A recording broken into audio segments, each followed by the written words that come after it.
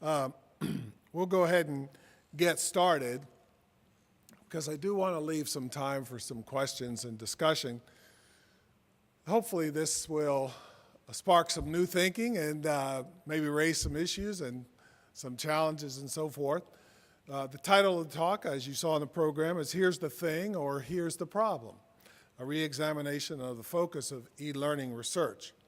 Now, my name is Tom Reeves. I'm a professor emeritus of learning, design, and technology at the University of Georgia. I've actually in my 33rd year at UGA. Do we have any University of Georgia grads here? Okay. It's a beautiful campus. I hope if you're in the Georgia area, we're not more than about an hour and a half from Atlanta. Please plan to come up and see us. We have a PhD program in learning, design, and technology. We have a couple of different master's degrees and so forth. So we'd love to have you come visit. I retired in 2010, at the end of 2010, but I still keep an office on campus, and I go in one day a week or so. I work with some graduate students. When my colleagues are traveling, I'll cover their classes, and that's the thing I really enjoy the most, is working with graduate students. Here's a group of our graduate students class I was teaching a few years ago, I really have enjoyed that, but I don't have to go to faculty meetings, so that's probably the greatest thing about being a professor emeritus. So I get to travel a lot. I've been able to, I did some work in Peru back in the 70s. I spent a year down there, and I've always had an interest in work in developing countries, so I've been able to go do some volunteer work in places like India and South Africa, and really enjoy that kind of thing most about retirement. And also go around and do various workshops. This was in South Korea last year. I did workshops in Israel, South Africa, Turkey a couple times. So I enjoy doing that. I particularly enjoy the work I do with the World Health Organization. I teach 2 courses for them, and the students in these courses are physicians and pharmacists and nurse practitioners and public health officers, mainly from developing countries. Here you see a group of them. For one of the classes, I teach 2 week-long courses. One is called basically How to Teach, and the other one is How to Design Courses so that people really learn. So I really enjoy that sort of thing, and you know, hamming it up, playing lots of different roles when I run these workshops. So what I'd like to do in our time together here is to raise some questions about e-learning research. I think that our research is kind of stuck in a repetitive cycle that's not going anywhere. So I'd like to foster some new thinking about research in our area and encourage some action on your part, on all our parts, maybe some bold new actions. So, turns out, I didn't realize this until fairly recently, but I've been a learning scientist now for almost 50 years. This is I went to 12 years of Catholic school in Maryland and Pennsylvania, but then for my senior year of high school, I went to a public high school in rural Georgia, LaGrange, Georgia, West Georgia, almost on the Alabama line. And it was quite a culture shock, as you might imagine. The regimented Catholic school, all boys for the last 4 years, and then suddenly I'm in a co-ed public high school in rural Georgia. But I got interested in, I had to go there because in the Catholic school I went to, I didn't have any science or math. So I went to this public high school. I took chemistry, biology, physics, geometry, algebra, calculus, U.S. history, civics, all the things I didn't have in the seminary that I'd gone to.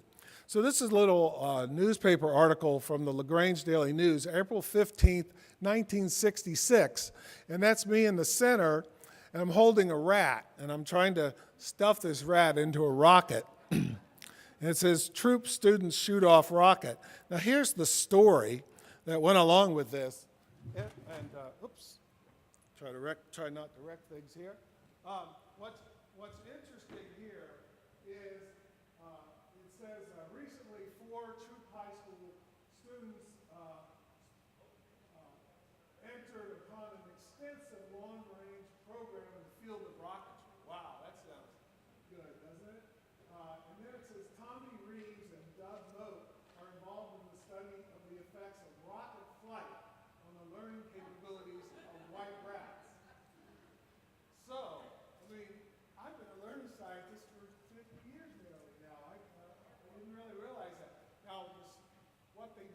right though, was the study was supposed to, we had trained this rat to run in a maze.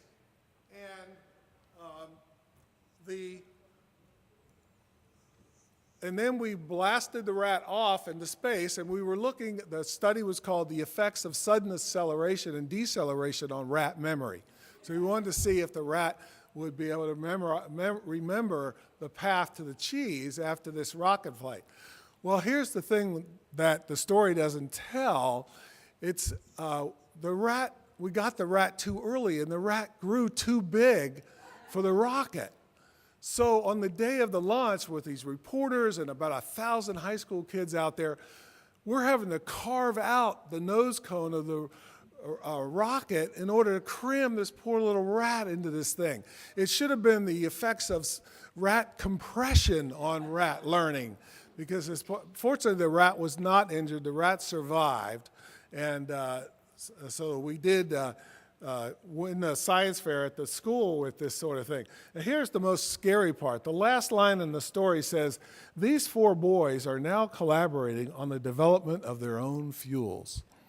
Now, the teachers had no clue what we were doing. We were there in the chemistry lab, and we were mixing up everything we thought would explode to see if we could come up with a better fuel. How we didn't blow ourselves up in half the school is beyond me. But anyway, that's how I got started as a learning scientist. Now, I used to be the editor of one of these journals. How many of you published a journal article related to e-learning in one of these or some other journal? See a show of hands. Yes, many, many of you, I'm sure.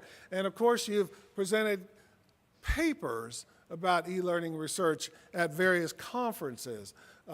Our own eLearn conference, or maybe MLearn, or ISTE, or any number, at any given week, there are several conferences going on around the world related to our research.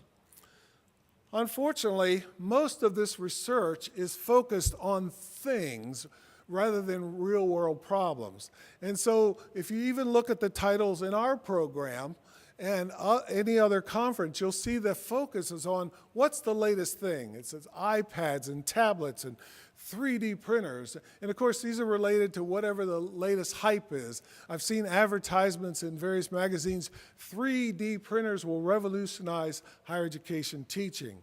Video, games, wearable technology, smart watches, smart boards, smart phones, et cetera, et cetera. So much of our research is focused on whatever the latest thing is. And we don't often, or an insufficient amount of time, we don't really relate our research to the types of problems that we face in the world. Ineffective education at all levels, primary, secondary, post-secondary, business and industrial training. Things like the increasing gap between the haves and have-nots around the world, long-term unemployment, poor public health, literacy, hopelessness, lack of engagement in learning, racism, sexism, and we could add to this list very quickly. Too little of our research is clearly focused on problems. Now, also, another problem is so much of our research ends up with no significant differences. There was a book published in 2001 by Tom Russell called The No Significant Difference Problem.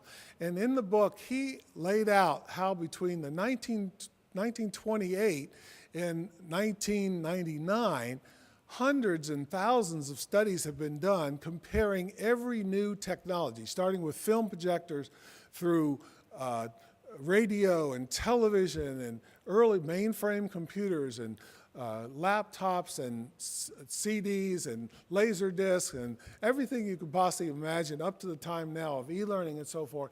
All these studies had compared these new ways of teaching with traditional instruction and by and large showed no significant difference. And it continues to this day. Now, EDUCAUSE Review is a very good publication. It's an award-winning publication, comes from the EDUCAUSE group. It's now gone to a total digital format. It used to be in print. And this is a screen capture from the copy that's out right now. The article on digital game-based learning, still restless after all these years. About a month ago, they published a study called paper or tablet, reading, recall, and comprehension. And you can download this paper. Just came out a month ago by Ann Nicoli, and Dr. Nicoli is a learning technologist at the United States Coast Guard Academy. And she was interested in whether or not students learn more from reading a document on a tablet versus reading it on paper. It turns out that at the United States Coast Guard Leadership Development Center, which is up in Connecticut, they give all the students iPads, and they are supposed to read their documents on these iPads. Now, these students are non-commissioned officers in the Coast Guard. They have at least 8 years of experience in the Coast Guard. So they've gone through all kinds of training before. So now they're coming to this leadership academy. They're given an iPad, expected to do all their readings.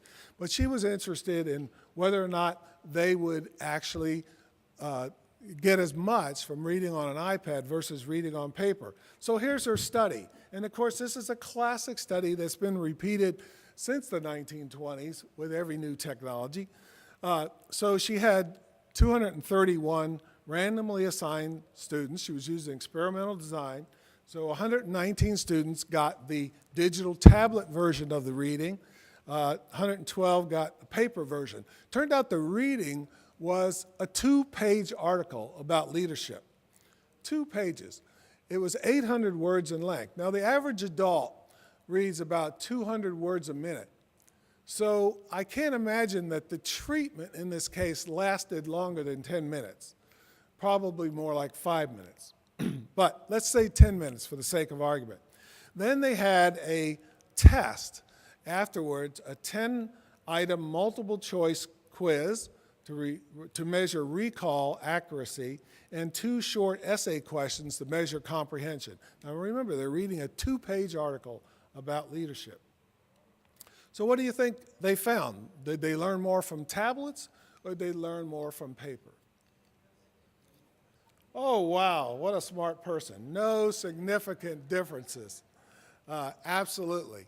Absolutely. And yet this is published in a journal that included a literature review, and the literature review already told this person that, hey, there's not going to be a difference. Why would there be a difference? You know, particularly, I mean, what's the difference between reading on paper and reading on a tablet, especially when you're talking about a 2-page article? Anyway, that's the state of the art of so much of our research. Now, there is another way. And I wrote a book a couple years ago called Conducting Educational Design Research with Susan McKinney, who's a professor at the University of Twente in the Netherlands. She's also at the Open University of the Netherlands. Wonderful person. I've known her for 20-some years since she was a graduate student. And we really enjoyed working on this book together. And it's about a different approach to research. Some people call it design-based research. In Europe, they like the term educational design research. But basically, with educational design research, first and foremost, you identify a significant problem in close collaboration with practitioners. What is the real problem going on? And you define an important pedagogical outcome, and then create, based on a needs assessment, literature review, and studying the state of the art, a prototype learning environment that addresses that problem, that pedagogical outcome, and it's informed by the best possible theory, design principles, and practice. You emphasize content and pedagogy rather than the technology alone. And you give special attention to supporting the human interactions in that learning environment. Then you go through iterative cycles of testing and refining and retesting the learning environment until your pedagogical outcome has been reached. And at the same time, you're refining the theory, the design principles that you used to develop the original prototype environment. Hopefully, you're refining those as you go along as well. So we developed a little model, and this is kind of what it looks like here. And you can see you go through multiple phases. And I want to illustrate how this model might be applied within this context of the Coast Guard Academy, where they did the study, tablet versus print. So, looking again, okay, they're at this U.S. Coast Guard Leadership Development Center. They're giving him iPads already. They've already got iPads, and they've put all the readings and so forth on there. So the first thing, if you're doing design research, the first thing you'd want to know, what's the problem? Is there a problem around readings? Are the students not doing the readings? Are they doing them but not comprehending them? Are the readings viewed as being insufficiently aligned with the assessments that they're going to be responsible for or with other parts of the curriculum? So what is the problem? You'd work very closely with the practitioners to really try to understand the nature of the problem. And so you're going through this analysis and exploration phase to really understand how they own this problem. What is the problem for the teachers, for the learners, for the command? What is this whole thing around laptops, or around tablets and readings and so forth? And maybe there isn't a problem. Maybe there's a problem in another part of the learning environment, but you really try to understand what the problem is.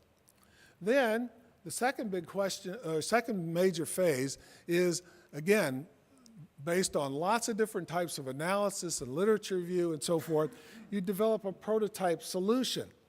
Now, and this is in the design and construction phase. You don't just pull this out of thin air. This is designed based on your design principles, your literature review, your understanding of the problem, the affordances of the technology that you might use, and in fact, it might not even involve technology. So, for example, if you're only using the iPads to give people readings to do on, say, alien migrant interdiction, which is something the Coast Guard's involved in, is that really the best thing? I know for myself, I like reading casual things on my iPad, but when I'm reading something related to my work, I really don't like the iPad that much because I want to annotate and highlight and so forth. And I know you can do that on the iPad, but I just have never been as comfortable with that. Plus, I have a pacemaker, and the iPad says if you hold it closer than 5 inches to your pacemaker, you might be in trouble. So I'm like out here like this most of the time. Anyway, but imagine instead that you really found that there are important affordances that you could use the iPad for, that you developed some interactive simulations or other types of interactive e-learning programs where they're exploring how they do handle these migrants and refugees in these boats and so forth. When do they determine that they need to be loaded onto another type of boat? How do they process that? All these kinds of issues. You can imagine right away some wonderful programs that could be developed using various e-learning tools that would really use the affordances of these iPads. So you develop your prototype solution, and then you test and refine it iteratively, and you don't do this just once. You do it multiple times, and in this process, you might use an experimental design for a part of it, or you might use observations, or you might use expert analysis. More than likely, you're going to be using some sort of mixed methods. But you don't start off just with, we're going to do this experiment to see whether they learn more from print or from reading on an iPad. I mean, what are you going to do with that information? Imagine that they did find significant differences and the people learned a whole lot more from the print than they do from the iPad. Hey, they've already invested in all of these iPads. What are they going to do?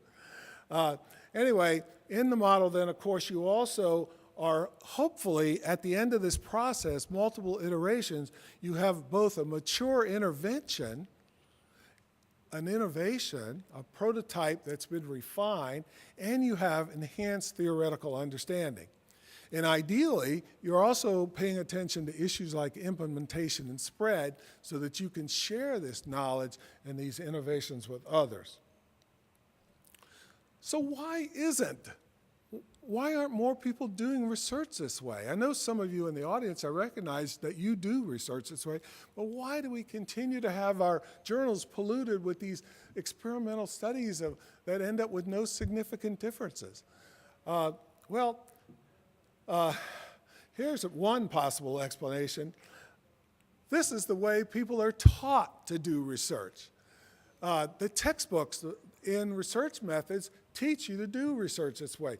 Robert Slavin has written one of the best-selling educational research books. He's a professor at Johns Hopkins University. He's the poster boy for experimental methods in educational research. In fact, he says that all educational research should emulate randomized controlled trials as done in medicine. And he says there's only 5 questions you need to ask about a study, a research study. Is there a control group? Are the control and experimental groups assigned randomly? If it's a matched study, are the groups extremely similar? Is the sample size large enough? And are the results statistically significant? A few weeks ago, in August, we had our new entering class of 14 brand new PhD students. And I actually gave them a little thought experiment. I asked them to design a study around how iPads might be used in a particular context.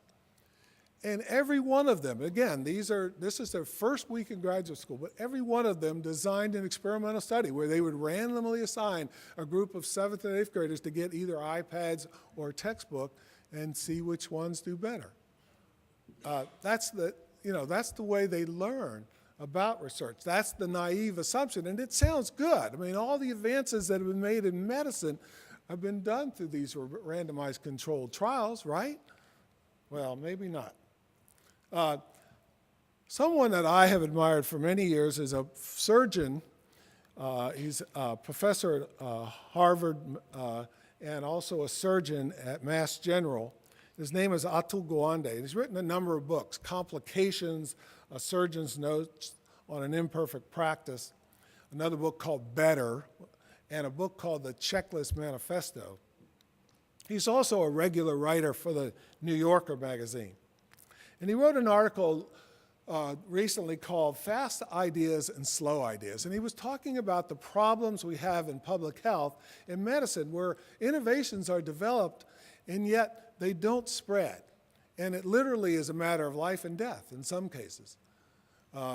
So for example, we've known since the 1960s how to treat infant diarrhea in developing countries with a simple solution of sugar and salt and water, and yet millions, or not millions today, but tens of thousands of babies die every year because that innovation that's been around for 50 years is not applied in these contexts. And he shows how that is the case. But he uses historical examples that contrast anesthesiology with antisepsis. Now, the first anesthesiology was done by a dentist in Boston at Massachusetts General Hospital in 1846. And up until this time, when they did surgery or dental work, they literally had to have strong men hold the patient down.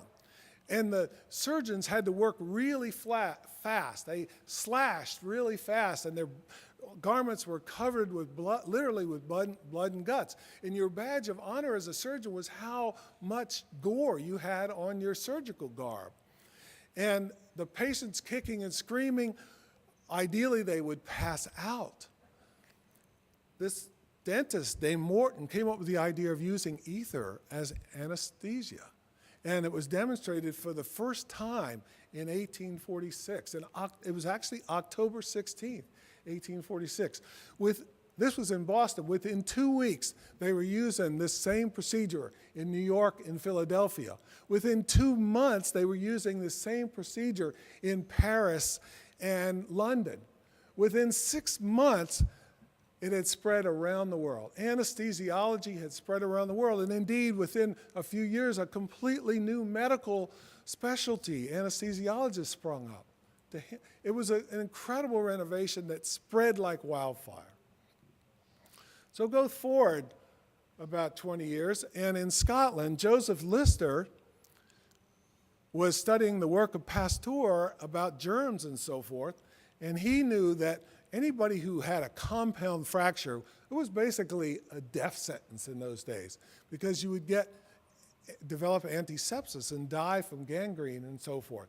So a little boy came in to a hospital in Glasgow, and he, based on some of Pasteur's ideas, decided to treat the wound with carbolic acid. Sounds pretty primitive, but this little boy survived. And he came up with this whole idea of antisepsis, using carbolic acid initially and then other things as well. But no other doctors would do it. They wouldn't take it seriously. They didn't believe in germs. They couldn't see them. There's no such thing as germs. It took 20 years before antisepsis began to be adopted by the medical establishment. In fact, there were people who railed against the whole idea of antisepsis. By the way, they also, some preachers railed against the idea of anesthesiology in childbirth. They said women should suffer. That was God's plan, and they should go through lots of pain. That's true, and it's in this article. Anyway, so it wasn't until 1881 when President James Garfield was shot by an assassin in Union Station in Washington, D.C., and he had a rather superficial wound. But his surgeons reached their unclean fingers into the wound, trying to get the bullet out, introduced germs and sepsis, and poor James Garfield lingered on through a sweltering hot summer in Washington, D.C. for a couple of months before he died. The U.S. Army actually invented an air conditioning system in the White House to try to help him with his suffering, but he suffered a horrible, horrible, unnecessary death. He was killed by his own physicians who refused to believe in antisepsis. Eventually, of course, it was adopted, but even to this day, antisepsis is a major problem. 3%, in the United States, about 16 million surgeries are conducted every year. 3% of patients develop some sort of surgical site infection. And a percentage of those die. It's still a problem to this day. So why did anesthesiology travel so fast and get taken up by the medical establishment so fast, where antisepsis procedures did not? Well, anesthesiology shows an immediate effect on a very visible problem. You've got a kicking and screaming patient, and then suddenly they're out like a light, and you can work on them, you can take your time, and so forth. And it benefited both the patient and the physician. And it's relatively easy. You even can offload that task onto a specialist. By contrast, antisepsis had no immediate effect on an invisible problem. And it benefited patients a great deal. It literally saved their lives, but it inconvenienced physicians. They had to wash their hands in carbolic acid. In the early days of antisepsis, they literally had a spray of carbolic acid over the surgical area. It was painful. It was hard. And there was resistance. Let's look at traditional experimental e-learning research that dominates our journals, that dominates how we teach research in schools. It's quick and it's controlled. It yields publishable findings rapidly. Gosh, when you have a treatment that's only 10 minutes, you can do it all by yourself or with one doctoral student. You can get subjects from your local university. It's easy. Maybe that's why so much of it is done. By contrast, design-based research or educational design research, it's long-term, it's messy, because you're dealing with real problems. Frankly, it's difficult to publish, because so many journals have this rigid mindset that if it's not an experimental study, it doesn't fit their format, they don't even want to look at it. Plus, design-based research takes more words to tell the whole story. And most journals are like 6,000 to 8,000 words. It requires a team, and you're working not with subjects, you're working with collaborators, faculty, students, etc. It's hard. Don't let me kid you. Design-based research is hard. But I want to say it's worth it. Now, I would say the traditional method, some people have built their whole careers around it. Probably the most prolific person in our field is Professor Richard Mayer, and he's been a keynote speaker at this conference in the past, University of California, Santa Barbara. This is his Google Scholar page from 2 days ago. He has published, he's got almost 70,000 citations. Since 2010, he's had almost 35. He's got an H index of 116. He's very, very prolific. Probably a lot of you have cited him. He's a great guy. I know him. He believes that the design of multimedia, by extension e-learning, should be based on a theory of how the human mind works. That sounds plausible. That it should be researched. The design of e-learning should be based on research findings. And his basic message of his many years of research is that people learn better when multimedia messages are designed in ways that are consistent with how the human mind works and with research-based principles. Again, it sounds pretty good. The problem is Dr. Mayer and a whole lot of other people I could name, I'm not going to go into names, have a mental model of learning that is very restricted. He's written papers where he said the only thing that counts as learning is a change in your long-term memory registers. That's all. So their mental model of human learning is this giant file cabinet in which you're changing the registers in terms of memories. But we know that learning is much more complicated today. Learning is not just in here, learning is out there. Learning is shared within communities, within not just between humans, but the world at large. Also, much of this research only deals with the cognitive domain. Now, the cognitive domain, of course, is important. It's about knowing, thinking, thought. But the affective domain is important too. To feel, the feeling, emotion, and the conative domain, the domain that we always forget, which is about acting, willing, and volition. It's the difference between knowing, caring, and doing. Now, if you don't think that's important, this is a study not done in a developing country. This is a study done in South Australia. They asked physicians how often they disinfected their hands between patients. And they reported a 92% compliance rate. Sounds pretty good, right? They had nurses observe these same physicians over a period of weeks, 8% compliance rate. Again, all these physicians know, and probably they care, but they don't do that extra thing. The difference between the cognitive, the affective, and the conative, the actual doing. So Richard Mayer is actually, he summed up his research findings in about 12 principles. I've got 4 of them listed here. And they sound pretty good, right? Coherence principle. People learn better when extraneous words, pictures, and sounds are excluded rather than included. The redundancy principle. People learn better when graphics and narration, from graphics and narration than from graphics, narration, and on-screen text.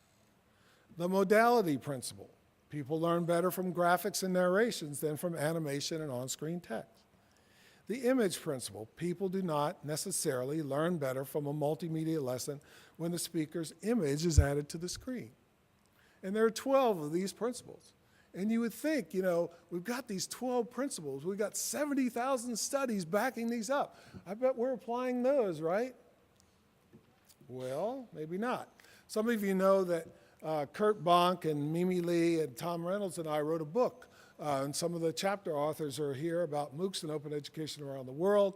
We also did a special issue of the AACE Journal, International Journal of E-Learning, on MOOCs and open education.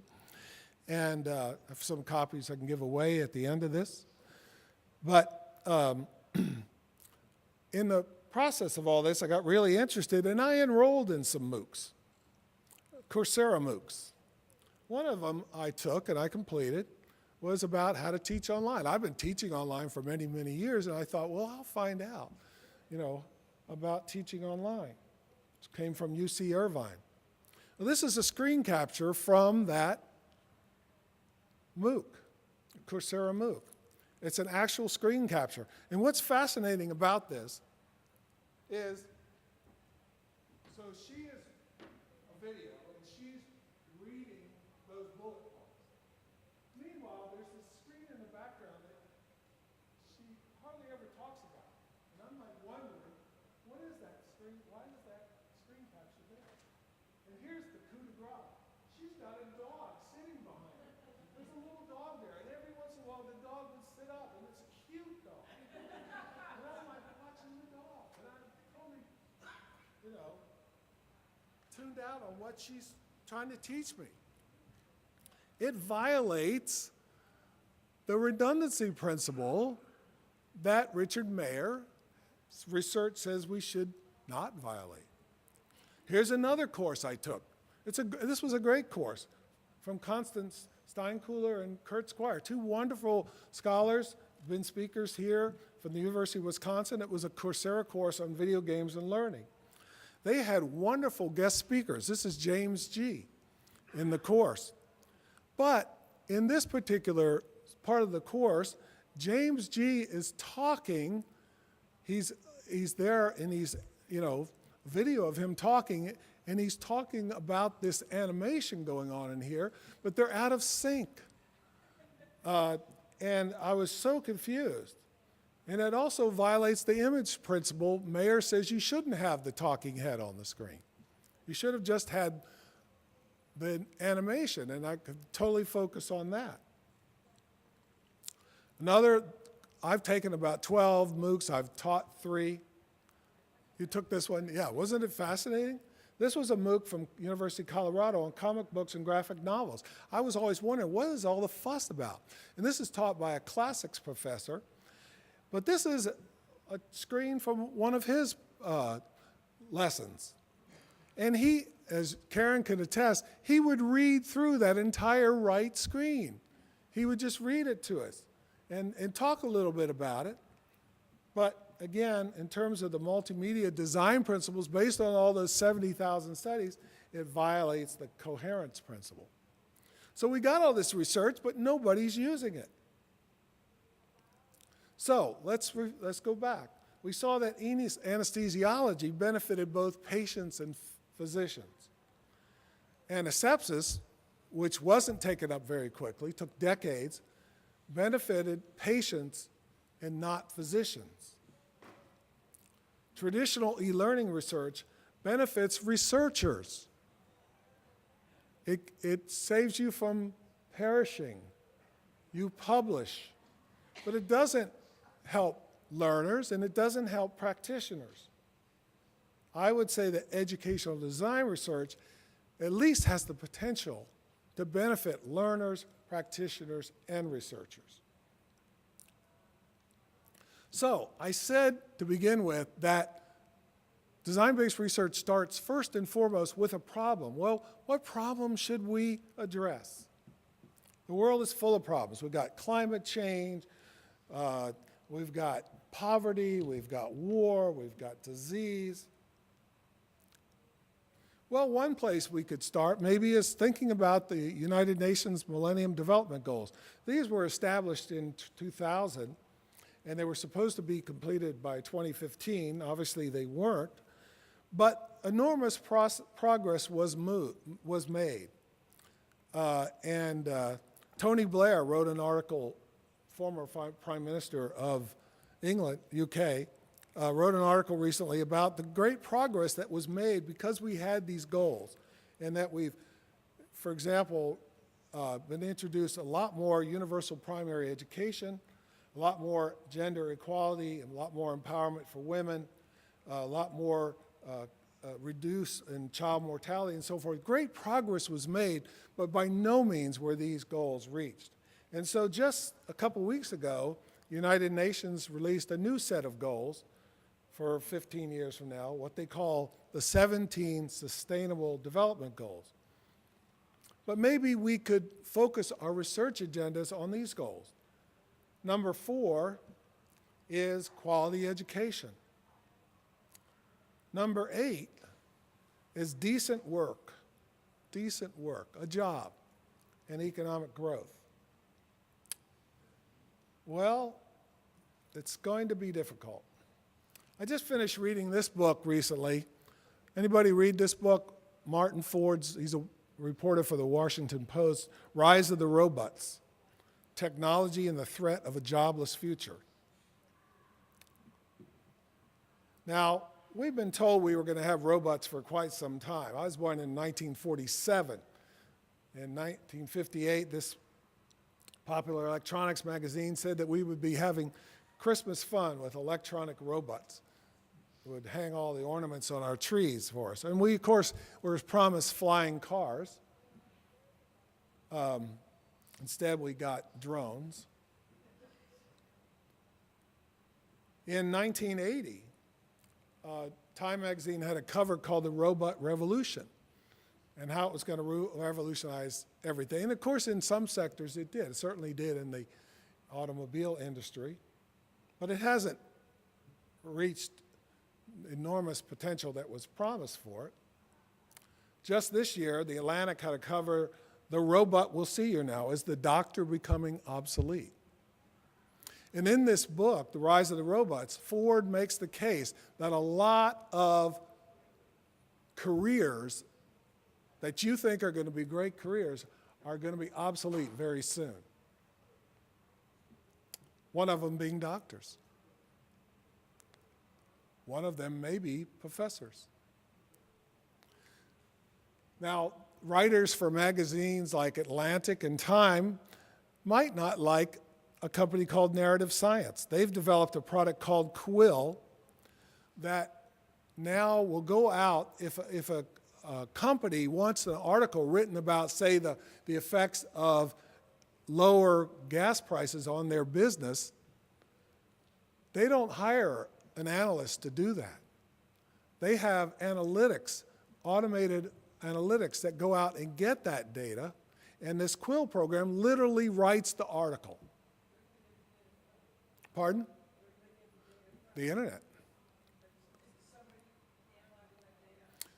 They do have human checkers to make sure, but they've reduced their writing. These companies they used to hire MBAs to write this stuff. They're not now. That's another one of the careers that they say is going away. No more MBAs will be needed. Again, it's might be a bit of an exaggeration. How about sushi? Anybody like sushi? I love sushi. Well, there's a chain of sushi restaurants in Japan now that is totally automated. They actually have one manager who manages several restaurants in several different locations. And the robots make the sushi, the automated track brings the sushi to your table, the computer calculates your bill and everything. It's happening, folks. Pharmacists, got a kid in pharmacy school? Tell them to drop out. Okay? Pharmacists are not going to be needed anymore. We've got already in many hospitals, they have robot pharmacists. By the way, do you see that little sign? It says, please do not enter elevator with the robot. Not sure what would happen in there, but don't get in the elevator with the robot. Okay? But what this robot does now, patient's in the bed, this robot, doctor writes a prescription for this patient, the robot goes to the automated pharmacy, pulls that medication, barcodes it, takes it to the patient's bedside. A nurse is there, checks to make sure it's the right patient, the right drug. So all records are all kept. Pharmacists really not involved. So what are we going to do in higher education to prepare people for this jobless future, if that's really what's happening. Especially when people are predicting, like this little child, might live to be 142 years old with all the advances in public health. This is from March earlier this year. What is this person going to do? And will this jobless future just make the rich richer and other people not be able to move up? Now, we may need to do some radical things. In Utrecht, anybody from Holland here, Netherlands? Yes, yeah. So I don't know what's in the water in the Netherlands, but I've gone over there quite a bit, and the people are all so tall. I don't understand. But in Utrecht, they're experimenting with a universal, unconditional basic income. And that's what we may need to have. We may need to guarantee everybody a basic income, regardless of whether they have a job or not. But what about this ideal of being a professor? Now, all of us think that this is the kind of class we're going to teach, right? All these motivated, healthy students in a beautiful situation. Well, not maybe so much. Last year, McGraw-Hill released a hologram professor app so that students would never have to leave their dorm room again. Now, this article came out on April 1st, 2014, so it was a spoof, obviously. But earlier this year, they had a conference at the Sydney Opera House in Australia, and they had a hologram of Professor Stephen Hawking there, and he spoke as a hologram. Now, if he can appear at a conference as a hologram in Australia, how long before he's going to be teaching physics in your class? Now, some professors are seeing this evolution, and they're Luddites. They're fighting against this, and sometimes I feel like joining them. You probably have heard about this. This has gotten a lot of press this year. A group of several thousand English professors, including Noam Chomsky and linguists and so forth, have signed a petition, Professionals Against Machine Scoring of Student Essays and High-Stakes Assessment. But machine scoring of essays is making rapid advances, and in many cases, doing a better job than human essay writers, graders.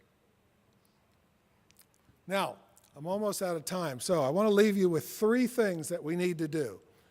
3 simple things. We need to collaborate, we need to revolt, and we need to change. I think we need a lot more collaboration within the e-learning research community. Right now, we still have doctoral students who come into our doctoral programs and they take a whole bunch of courses, and then after 2 or 3 years, they say, oh, what am I going to do for my dissertation? And they go out and they do a study like comparing iPads to print articles. And they come up with a study, a dissertation, and it's no significant differences, but they get that PhD. We need to collaborate.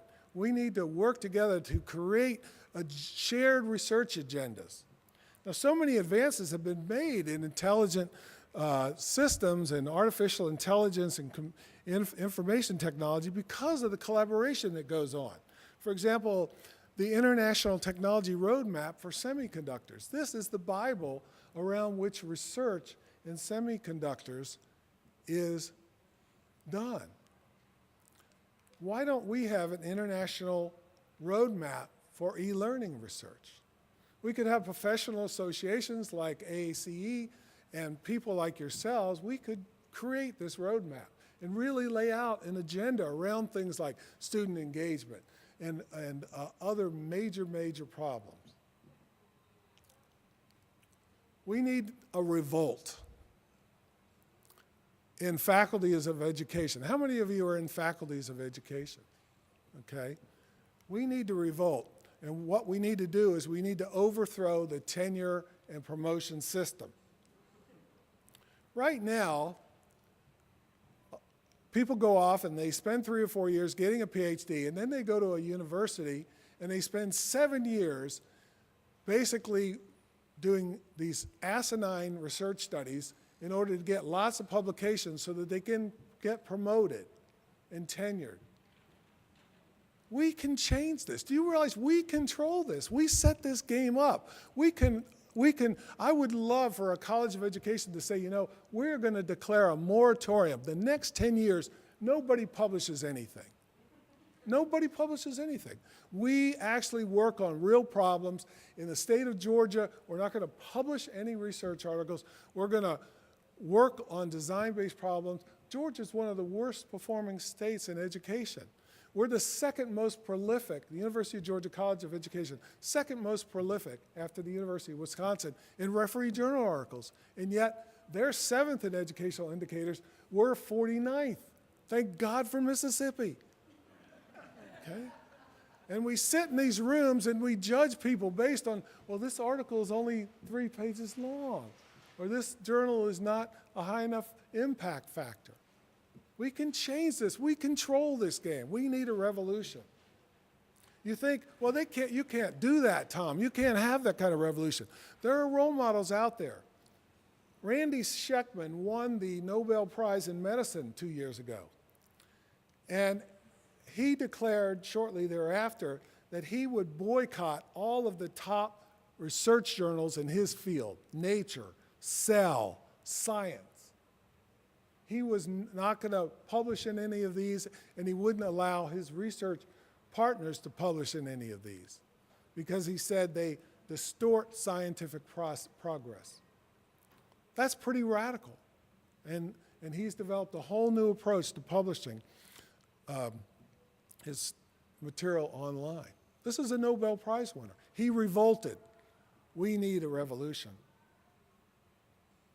If we don't revolt, they're going to do it for us, folks. Budget cuts are in every state in the United States. I don't know how it is in your country. Now, if I were going to ask you which 11 states in the United States spend more money on prisons than on higher education, what states would you think that would be?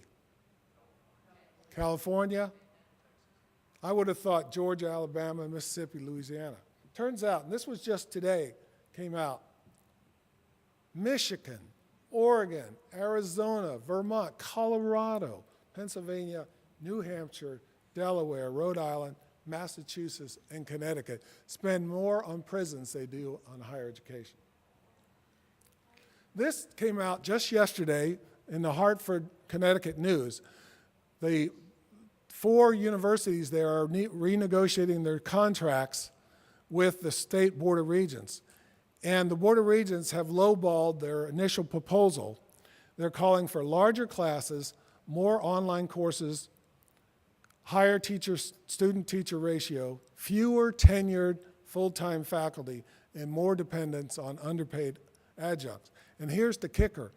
They said the Board of Regents has no objection to faculty members pursuing research as long as they do it on their own time and on their own dime. And this is happening, folks.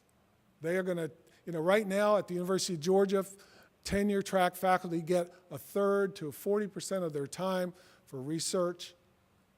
They're going to take that away. You're going to have to pay for your research time. Talking about revolution, I haven't finished this book, so I don't normally recommend books I haven't finished, but this is written by Richard DeMillo from Georgia Tech. The foreword's by Andy Young, the civil rights pioneer, and it's called Revolution in Higher Education, How a Small Band of Innovators Will Make College Accessible and Affordable. And it's about a revolution, and you can be part of this revolution. Finally, we need to change, and we need to do design research, not continuing to do the kinds of studies that we've done for so many, many decades. So don't waste your life. Do design research. Learning is so complex. This is an article by D.C. Phillips that just came out recently in Educational Researcher, and he's talking about how difficult research in education is. And this is a quote. He says, in a mature field of research like physics, it's obviously which variables are important and how to control them. The problem is that in education, just about all the variables are relevant. In controlling them, even if possible, let alone desirable, yields results that are difficult or impossible to generalize to the other almost infinite number of settings where these variables do indeed vary. Experimental research in education, and indeed in any of the social sciences, will not get us anywhere.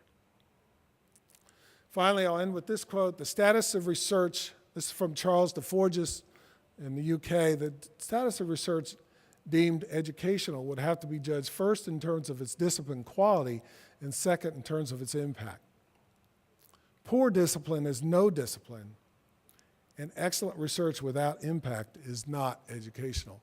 We've had decades of research that may look good in terms of its discipline, but it doesn't have impact, and therefore I would agree with Professor DeForges, it's not educational. Thank you very much.